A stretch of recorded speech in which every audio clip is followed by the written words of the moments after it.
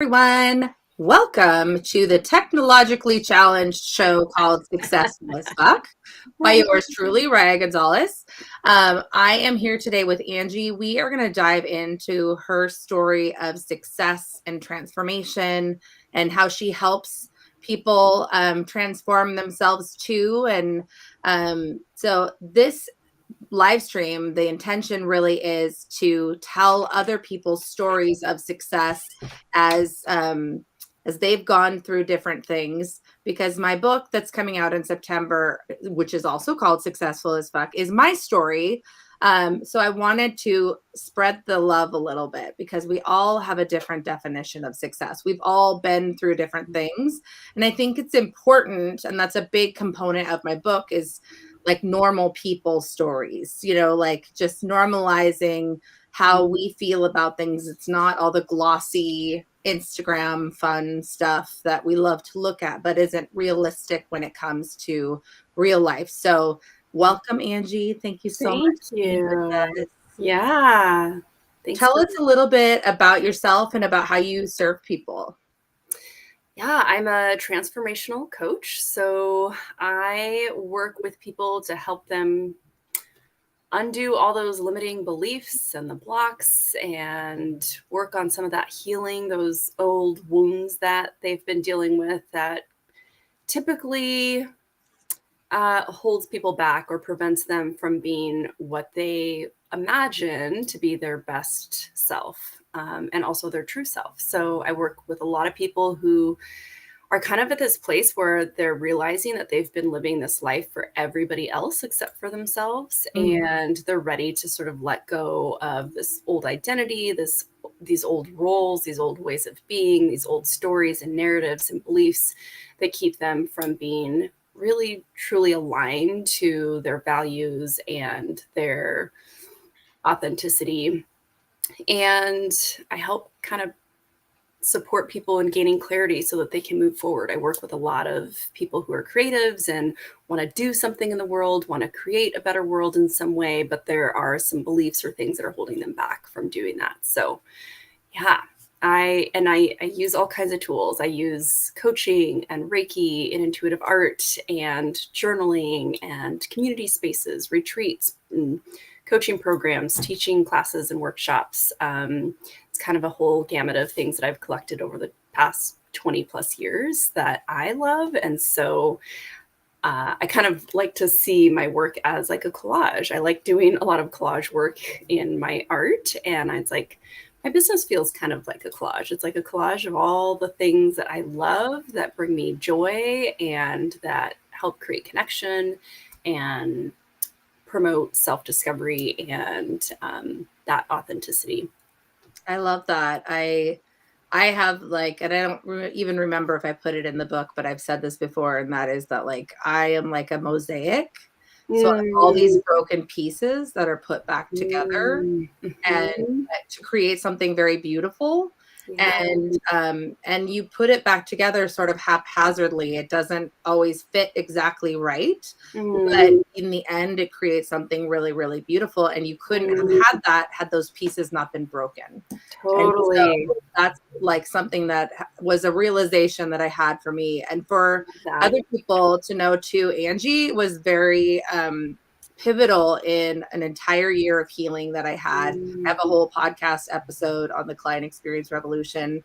If you go back to the last episode of 2020 called Shoulders Back, Heart Out, I talk about a Reiki session that I did with Angie where literally everything in the Reiki session came true over the year 2020.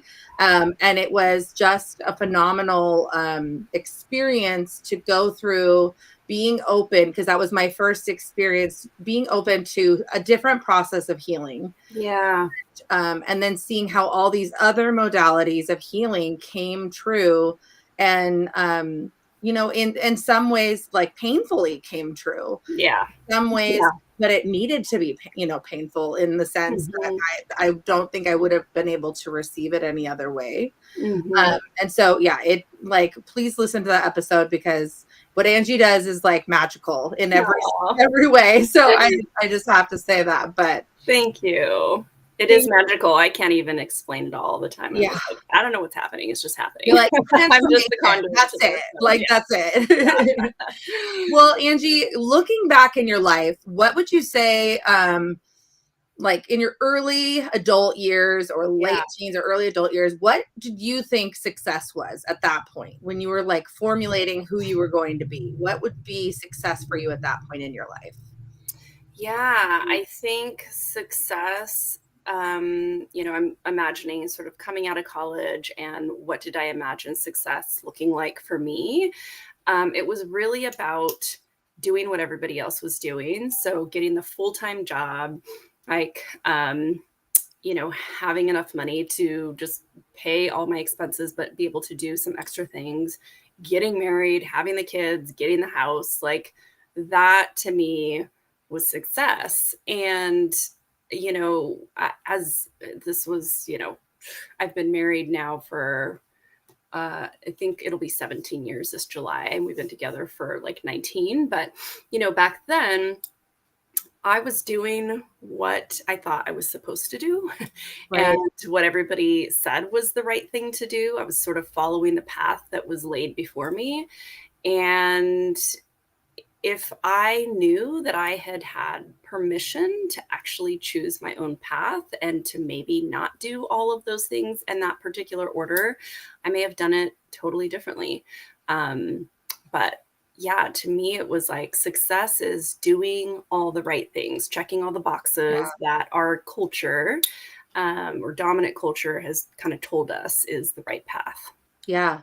I think that's so true of so many people. Hmm. And I don't want to say waste time because we learn lessons Oh, along yeah. the way for everything Hmm. that happens, but we miss out on a lot of opportunities to be more Yeah, authentic with ourselves and to totally. experience joy in different parts of our lives. And it's unfortunate that it happens a lot in our 20s. Like Yeah. we're young and we're like fresh and we're fit. Yeah. We could do so many things and we Yeah. waste so much time like Yeah.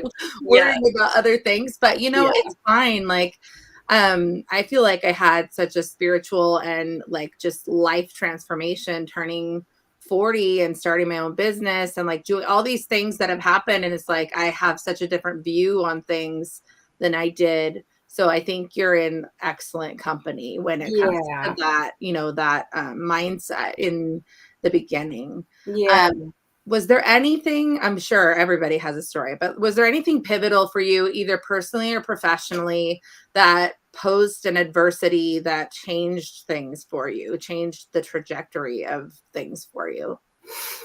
Yeah. I would say like the two biggest adversities that I overcame was actually while I was my junior year in college.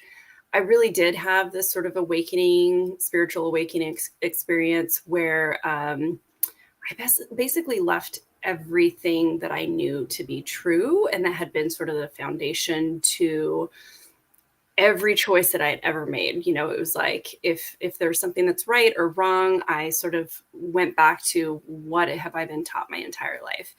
And because my degree was in social work and I was really deep in studying psychology and sociology and just the structure of systems and how beliefs are formed and all of this, I began to question my own beliefs, which I think is pretty common for people who are studying, psychology and or studying to be a counselor or anything. You start to see yourself in all of this work that you're studying. And so I began to question everything and I left a lot of things behind. I left communities and friends and spaces that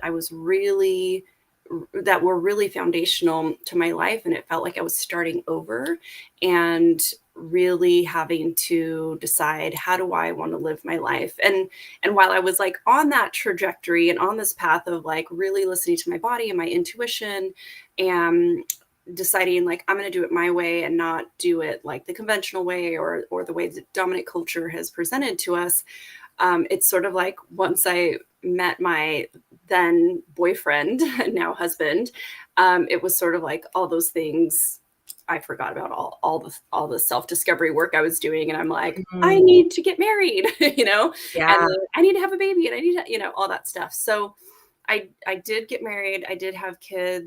My first daughter actually at the age of like 29. And then I had a second daughter about a year and a half later. And I would say the second big adversity came probably when I was about 35. And so it was about 7 or 8 years ago. And at that time, it was like all of a sudden I realized I just remember standing in my room one day in my house, looking around and being like, this is my life. Like, how did I get here? And is this Right. really what I wanted for my life? And am I happy here? And it like, why am I feeling depressed? And what's wrong with me? And there was just so much stuff coming up for me. I started having anxiety attacks. I was starting to feel really depressed. I was feeling so exhausted that year, and I couldn't figure out why I was so exhausted and needing naps all the time. And it finally got to the point where I could hardly show up to work without having an anxiety attack on the drive to work, and then coming back from work and needing to nap before I could even function. And then like not being able to cook dinner anymore in the evenings and just needing to lay on the couch and like recoup. And I was like, something's wrong. And so I did go see a doctor and was diagnosed, and a therapist, and was diagnosed with chronic adrenal fatigue and anxiety and depression. And I was like, how did this happen? And at that point, my intuition kind of spoke back to me. And, probably also because I had this background of psychology and sociology and everything behind me, but it was like my thoughts and my beliefs and these narratives and these stories and all of these things that I wasn't challenging or questioning anymore, because I was so focused on being a really good mom and a really good wife and a really good friend and a really, just people pleasing all over the place, no boundaries, like saying yes to everything, like all of that kind of stuff. Right. So I was exhausted. But I realized it was time to pause and to really go back into this like self-discovery work that I had sort of left a few years Yeah. prior to that. And so I did. I took 2 months off work, which was huge. I focused just on myself, which was also really uncomfortable because I was so used to putting everybody else first.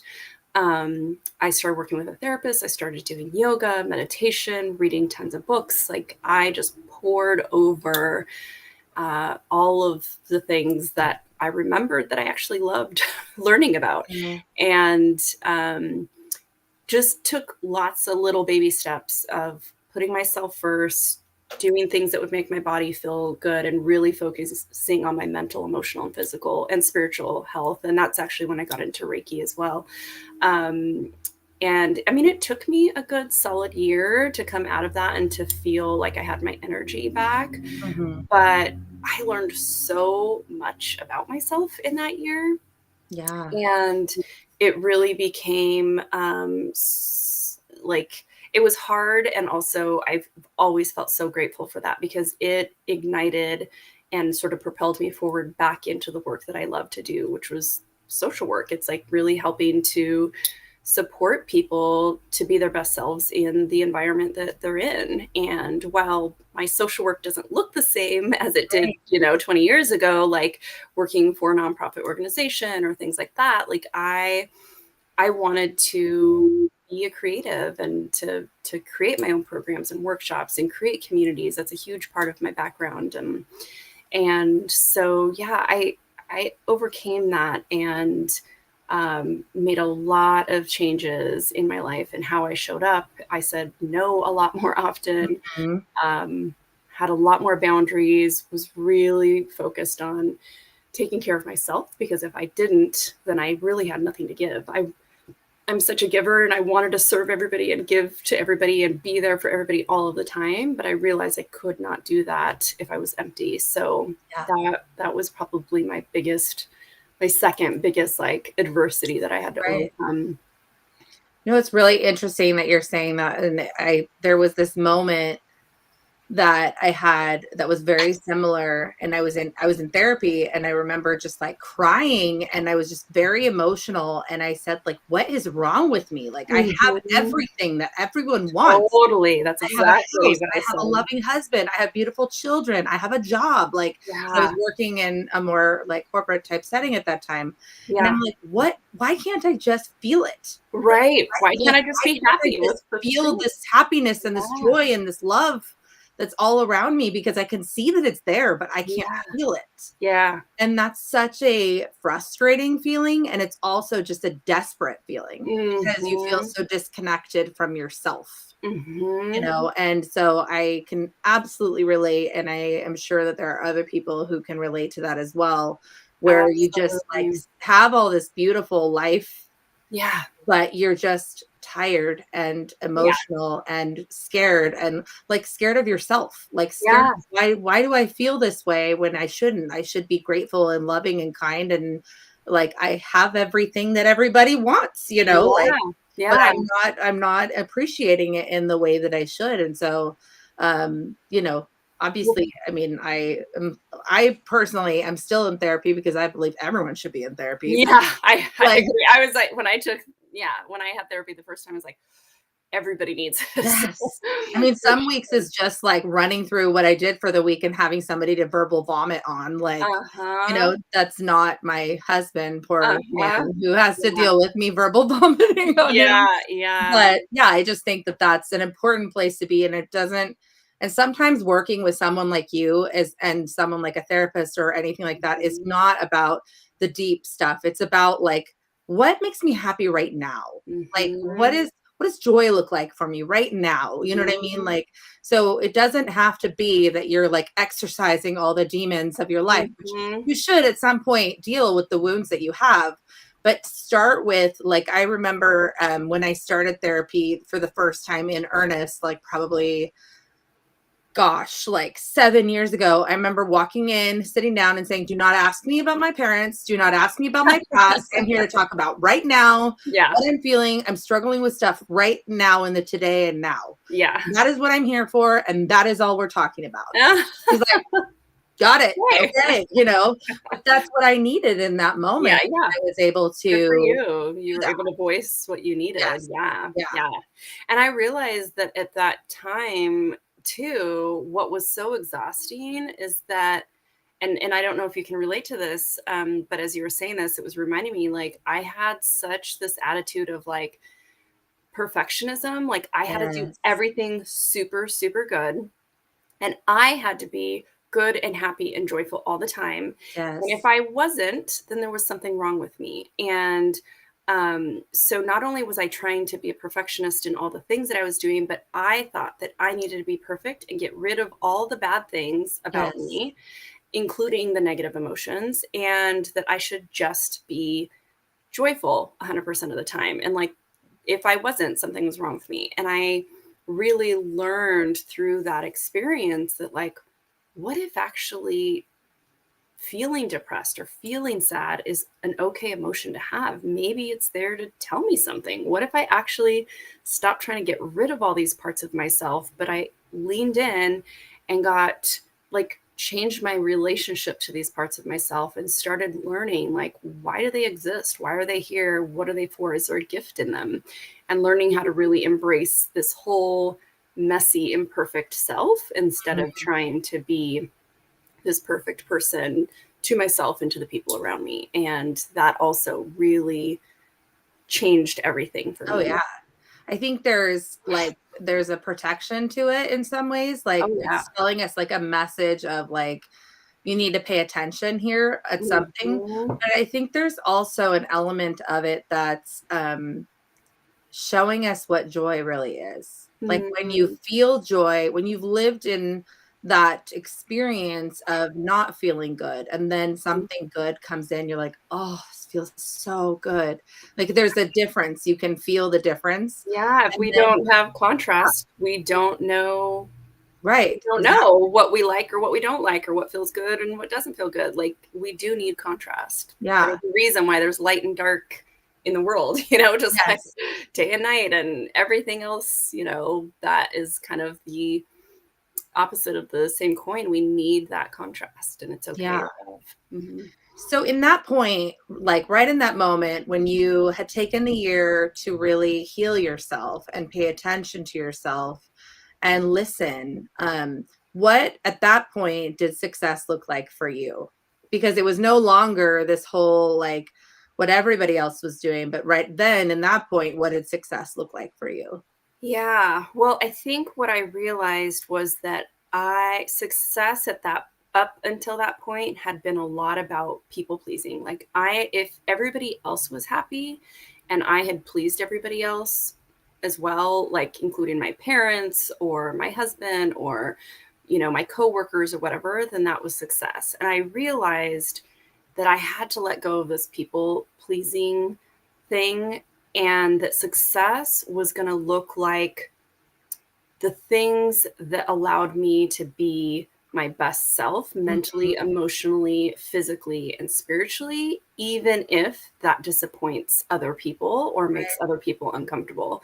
And success is really learning how to fill up my own cup. So if I am working at a job that is making me miserable, Right. I may be making some money, um, and being able to pay the bills, but if I'm absolutely miserable, that's going to impact the way that I interact with my coworkers, the way that I interact with my husband and my kids when I get home. Um, like what yeah just like how I show up. And so I also realized that for me what was important is success meant really loving what I was doing. Like if I Mm. don't love what I'm doing, I'm not happy in the space that I'm in, then it's no longer successful. I can measure my success by how the work that I'm doing makes me feel. And there's going to be things that come up, like being an entrepreneur. There's always kinds of Oh things, yeah. things like, oh my gosh, adversities that we have to overcome every single day. There's fear, there's things that are frustrating, all of that kind of stuff. So it's not to say that I'm like 100% joyful and happy and in love with every single aspect of my work all the time. But overall, do I love what I'm doing and do I love how I'm doing it? And to me, that feels way more like success than, yeah, people pleasing and making sure that everybody's happy. And now it's different because I'm an entrepreneur and I work from home and I'm Right. not working with coworkers, but I'm not doing things to like get other people's approval, like to get my Right. parents' approval or to get my husband's approval or to get anybody else's approval. I'm doing this because this is truly what brings me joy and satisfaction in my life, is to do the work that I'm doing. I love that. And I think I'm leaning more and more into that as an entrepreneur. I love there's this graph that most everyone has probably seen on online, but it's like the life of an entrepreneur, and it's like one Oh day yeah, I have. like this is freaking awesome. What Yes. the hell was I thinking? Oh great, this is great. Like, oh Oh, no, I'm totally. gonna die. Like Yeah. I mean that's like really what it's like if you're not an entrepreneur. Like Yeah. every day is a Yeah. ride, like where Yeah. it's good or bad, like you just don't know if you're going to be okay in the next like month or like Mhm. the next year. It's so hard to do annual planning because you're like, I don't know, like could be great, could be awesome, could be Uh-huh. totally horrible, I don't know. Uh-huh. But I think that when I came in line with, and that had a lot to do, I mean, our session that was like the transformational session was about clarity and discernment around my business, Mhm. which kicked off this whole year of clarity and discernment around my business. That's awesome. And what like a lot of people know that I had a really horrible car accident that happened 2 days after our session. I 2 days. know. That was And so I intense. always tell people, be careful what you ask for. If you ask for healing, be specific that you do not want physical You healing. don't want it to be painful. Yes. But even that was something that I needed to like it's funny and not funny, but like if you Mhm. don't slow down, God might make you run into a cement wall. Like, you know what I'm saying? Like that's what I mean, that there were messages in there for me to slow Absolutely. down. There were messages in there for me to think more black and white. And when what is more black and white than can I physically do this or not physically do? Yeah. Yeah. And it made me realize I had an awakening, like, do I fucking hate what I'm doing. Like, no wonder I'm going to Reiki sessions and stressing and crying about like, I don't have clarity. I don't have clarity because I'm not supposed to be doing this Yeah, way. yeah. And so it was, I think those lessons are so, so important. So important. And not everybody is willing to examine those kinds of things like a car accident and ask themselves, what can I learn from this? So I think it's awesome Yes. that you did that, and that you know Yes. that you are doing that. But I'm the same way. When I had the adrenal fatigue, I was like, what can I take away from this? If this was here to teach me something, what is it? And it was the same thing. I was just pushing, going so hard to the point of exhaustion that I was like, this is an opportunity for me to pause. I never give myself a chance to pause and to slow down and to take care of myself. Yes. And I have to learn how to put myself first so that I can continue to serve and show up for other people. Yeah. So, yeah, good job. Thanks. I had a good person leading the way for me. What would you say, like looking forward, I'm looking from where you're at right now, which is amazing, and you're doing amazing things for people. And what a blessing. And I feel this way in my business too, when I get to like connect, because my business connects female entrepreneurs with a female virtual assistant in the Philippines. So it's Which I'm blessing so somebody grateful here. for. I Oh have yeah, Angie's my client. yes, So, I love um, it. so I get to like bless somebody like Angie here with the help that she needs, but then also bless somebody in the Philippines with a job with Yeah, somebody awesome. yeah. And so there is that whole joy in like what we're doing right now, but then we reevaluate like where's the goalpost now? Like for Mhm. you looking forward, what would success look like in 5 to 10 years from now? Like what would Mm. you, if you were looking backwards at this last 5 to 10 years that you're about to go through, what would success look like for you in that time period? That is a great question. A couple things come up for me. I'm realizing when you asked me that question that, for the past few years, one of the other ways that I guess I could measure success was like, am I willing to take chances and do something scary, and like Yeah. really put myself out there. And so I have done that in so many ways over the last few years. And I feel like I'm pretty good. Like I'm pretty good at being comfortable with being uncomfortable, right? Yeah. Um, I think now success for me looks like consistency and really having a strong foundation to the work that I'm doing. Consistency, having those systems in place and all of that kind of stuff so that I can really show up and do the work that's important to me. And I'm not spending all this time and energy in my brain trying to figure out what do I do next, and just kind of feeling chaotic in like a brand new business, which is what happens to everybody. Everybody's you're wearing a ton of different hats So and many. Yeah. yeah. So I'm really starting to lay down. I've been working on that for the past year of like just laying down some foundations, some systems, and some things so that I can show up consistently um, in my work and continue to really build deeper and more meaningful relationships with people, because this is a relationship business. Yes. And that's where I want to spend my time, and where I've had to spend my time was much more behind the computer. And that's why I hired a virtual assistant, so I could like pass on some stuff and I can really focus on the part that I want to do, like creating the programs that I want to create, building relationships with people and coaching people and facilitating different classes and workshops. Which PS are totally amazing. I Thank did a Zentangle you. class and it was so fun and Transformational. so interesting too, just to experience your work in that way, because it's surprising. Like Yeah, you it think is. you're in a coloring class and then all of a sudden you're like, "Ooh, mind blown." Like Totally. I wasn't expecting that, So Totally. if you're local, I'm going to put Angie's website in the show notes. So please reach out, hop on her mailing list, because she does amazing, fun workshops. And it's a way of really getting in touch with yourself, but in a way like that is fun and exciting. And, It's different. Yeah. like I remember when we did the Zentangle class, I'm like, I can't remember the last time that I colored. Mm. You know, like it Yeah. just felt like it felt joyful, like a It little puts kid, you you in touch know? with your, like, inner child part that you Yeah, haven't connected yeah, it with in a felt while, so for good. sure. I'm gonna do a Zentangle today just for that. Good. It Uh, is fun, and it takes, like, 15 minutes to yeah, play with that. exactly. Mhm. Um, so the last question that I always love to ask, which is really fun because everybody has a different answer and comes from different places, but what would you say is the best piece of advice that you've been given or a mantra or something that really has stood out to you as impactful that you just take with you as you move through your life?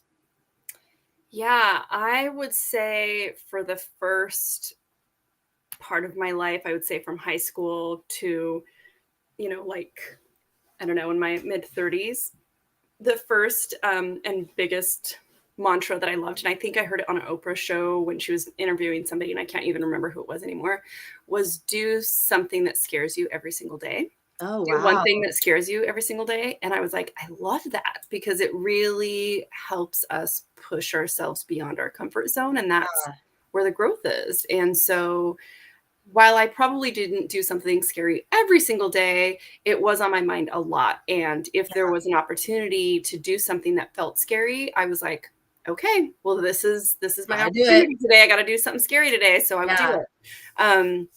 So I think I'm pretty comfortable with doing scary things. Yes. And I think what changed, when I went through this like second adversity about 7 or 8 years ago with adrenal fatigue and everything, my new mantra after that was, what is the kindest thing that I can do for myself right now? Oh, that's And so I had to ask myself that all the time, especially when I was, recovering from adrenal fatigue and depression and anxiety, because that question forced me to pause before I made a choice. And if I asked, what's the kindest thing that I can do for myself right now? If somebody was inviting me to an event and I typically just wanted to say yes, I could ask that question of myself and say, what would be the kindest thing that I could do for myself right now? Well, actually going to that event sounds exhausting. I don't feel good today. And I really want to see all these people, but being around a ton of people, I think might be just overstimulating. So the kindest thing that I could do for myself right now is actually to say no, which was really hard. But that is the mantra that I use that really helped me create boundaries in my life. And I would say that I still use that, like even now, as we've been sitting in this Oh, pandemic, I've been sitting in my house, a lot and not exercising as much. And so I've been asking myself this recently, like, what is the kindest thing that I can do for my body? And what my body wants is to move. So I've been, going on walks more. I've been doing 30 days of yoga with Adrienne on YouTube. I've attended like some live yoga classes locally. I've been eating a little bit differently, because I keep thinking of like, what's the kindest thing I can do for myself mentally, emotionally, physically, spiritually. So that comes up for me probably not as consistently as it did 7 or 8 years ago because I really right. needed it at that time, but it still is a mantra that I think plays a big part in how I make choices moving forward. So I'm totally going to steal that. I mean, that's the best part of asking this question on every episode of my podcast and on the live stream is I've now done close to 100 episodes of That's between the podcast and awesome. live stream. So I've heard 100 different answers to this question. Mm. And so I've heard so many things, which PS never heard those before. So Oh, yay. but just getting to have that perspective and then also just like stealing some of them and just saying like, oh, Yeah. I want to try that on for a Oh, little, totally. and Mhm. see how that feels. Mhm. And that's so good. That's so Yeah. good. Yeah. Well, I mean, I stole that one from Oprah, Yeah. from their show. I Thanks, was like, I Oprah. should try that. Yeah. Oh, she's the best. Yeah. That's for sure. Well, where can people find you if they want to work with you or chat with you or get on your mailing list or any of those things? Where can people find you? Yeah, I am on social media. I use Instagram the most, more than Facebook. So it's just Angie Louthan. And Louthan is a weird last name, Oh, but I'll it's put it spelled in the show notes. Yeah. Louthan, yeah. And then my website is just angielouthan.com. And then I just started a new online community on the Mighty Networks platform, so Okay. that for people who aren't using social media or who are trying to use it less. And so my goal is not to like keep people super engaged on there and needing them to check in all the time, but it's a community platform that where people could meet. They can find out about upcoming events. I have free 30-day challenges, like the 30 days of embodied pleasure challenge is going to be on there. 30 days of self-care is going to be on there. 30 days of Nice. journaling, 30 days of creativity will be on there. So there's going to be access to some of the programs, classes, workshops, free, paid things that will be on there. And then I have a monthly empowerment journaling circle that happens every second Wednesday from 10 to 11:30 a.m. And that's free. And it's one of the things that I love to do is to create community, bring people together, and do some deeper introspective work. And actually, you mentioned joy a little while ago.